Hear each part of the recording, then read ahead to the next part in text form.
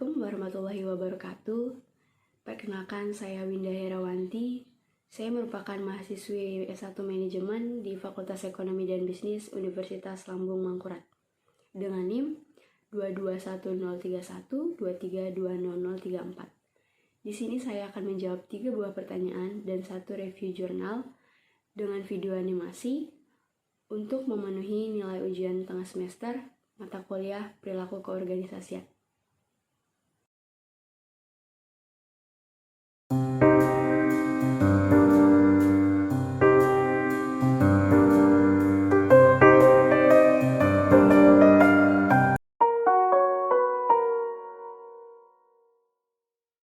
Apakah teori motivasi dari Maslow masih relevan di zaman sekarang di mana digitalisasi telah mendunia?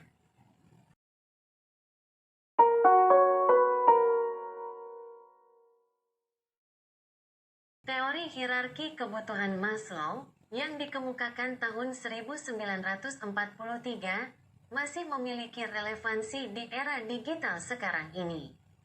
Kebutuhan dasar yang tetap sama seperti makanan, tempat tinggal, dan keamanan masih menjadi kebutuhan fundamental di era digital.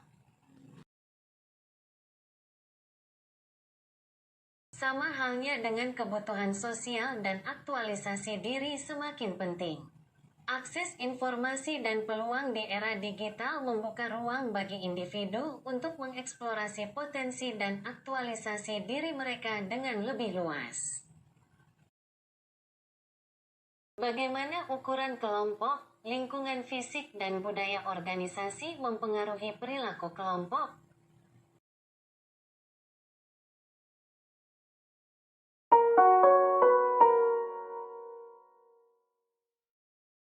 Satu, berdasarkan ukuran kelompok, yang pertama ada kelompok kecil yang terdiri dari 2-5 orang, cenderung memiliki komunikasi yang lebih mudah, kerjasama yang lebih erat dan pengambilan keputusan lebih cepat. Namun, memiliki potensi konflik yang lebih tinggi. Kemudian yang kedua ada kelompok sedang, yang terdiri dari 6-20 orang. Kelompok sedang cenderung memiliki keseimbangan antara komunikasi, kerjasama yang baik, serta pengambilan keputusan yang cepat. Yang ketiga ada kelompok besar, yang terdiri lebih dari 20+ orang. Di dalam kelompok ini, komunikasi lebih sulit, kerjasama lebih formal, dan pengambilan keputusan yang sedikit lebih lama, namun memiliki potensi konflik yang lebih rendah.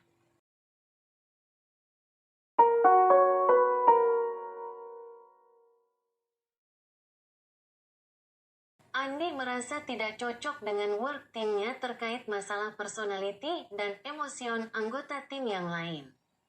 Andi dididik dari kecil dengan budaya Sulawesi, sementara teman-temannya dari Batak dan Jawa.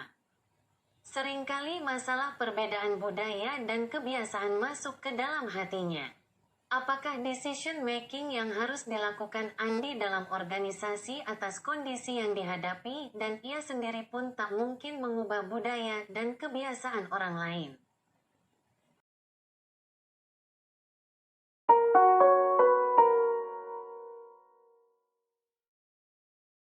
Andi perlu mengambil keputusan yang tepat untuk mengatasi situasi ini. Berikut beberapa langkah yang dapat dipertimbangkan Andi, seperti berusaha menyesuaikan diri dan beradaptasi. Andi bisa bersikap terbuka terhadap budaya dan kebiasaan baru. Bersedia untuk mempelajari dan mencoba hal-hal baru. Hal ini dapat membantu Andi merasa lebih terhubung dengan tim dan menunjukkan rasa hormat, saling membantu, dan bekerja sama dengan baik. Selain itu, Andi perlu membangun komunikasi yang terbuka dan jujur dengan anggota timnya. Hal ini dapat dilakukan dengan mengadakan diskusi tim, berbagi perasaan dan pengalaman, serta aktif mendengarkan sudut pandang orang lain. Hal tersebut dapat menjadi dasar untuk membangun hubungan yang lebih kuat dan saling pengertian sesama anggotanya.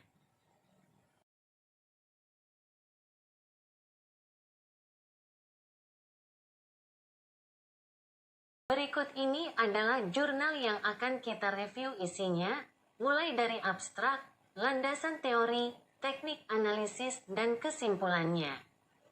Jurnal ini berjudul Interaksi Komunikasi Organisasi yang ditulis oleh staf pengajar Kopertis Wilayah 1 DPK Universitas Medan Area yang bernama Nina Siti Salmania Siregar.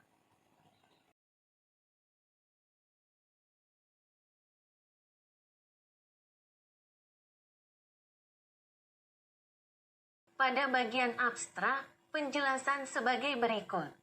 Pengkajian terhadap komunikasi organisasi memiliki arti penting mengingat bahwa komunikasi organisasi merupakan kajian yang akan memberikan manfaat tidak hanya bagi siapa saja yang ingin memahami perilaku organisasi secara lebih baik, tetapi juga memiliki aspek pragmatis bagi orang-orang yang ingin memperbaiki kinerja sebagai peserta atau anggota suatu organisasi. Studi komunikasi organisasi dapat memberikan landasan kuat bagi karir dalam manajemen, pengembangan sumber daya manusia, dan komunikasi perusahaan, serta tugas-tugas lainnya yang berorientasikan kepada manusia dalam organisasi. Komunikasi organisasi melibatkan bentuk komunikasi formal dan informal, serta bentuk-bentuk komunikasi antar pribadi dan komunikasi kelompok, dan komunikasi publik. Melalui pendekatan dan pemahaman interaksi di dalam komunikasi organisasi, kita dapat lebih meningkatkan kinerja, prestasi, dan meraih tujuan yang telah ditetapkan bersama.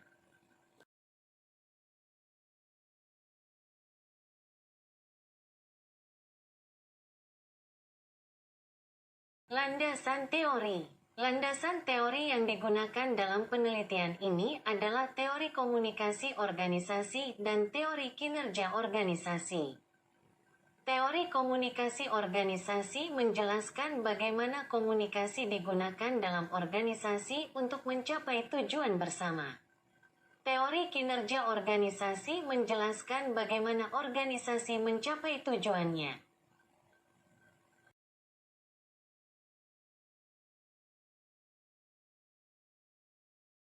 Teknik analisis. Teknik analisis yang digunakan dalam penelitian ini adalah konten analisis. Konten analisis adalah metode analisis data kualitatif yang digunakan untuk menganalisis makna teks. Dalam penelitian ini, konten analisis digunakan untuk menganalisis teks komunikasi organisasi dan teks kinerja organisasi.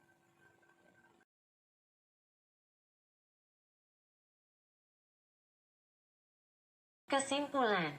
Kesimpulan dari penelitian ini menunjukkan bahwa interaksi antara komunikasi organisasi dan kinerja organisasi bersifat positif dan signifikan. Ini berarti bahwa komunikasi organisasi yang efektif dapat meningkatkan kinerja organisasi. Berikut adalah beberapa implikasi dari penelitian ini. 1.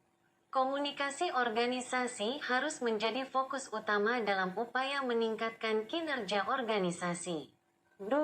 Organisasi harus mengembangkan dan menerapkan strategi komunikasi organisasi yang efektif.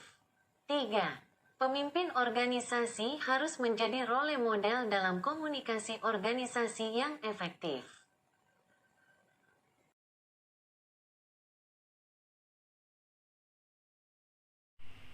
Sekian video animasi yang berisikan 3 jawaban dari 3 pertanyaan dan 1 review artikel jurnal dengan jurnal yang berjudul Interaksi Komunikasi Organisasi yang ditulis oleh Nina Siti Salmania Siregar.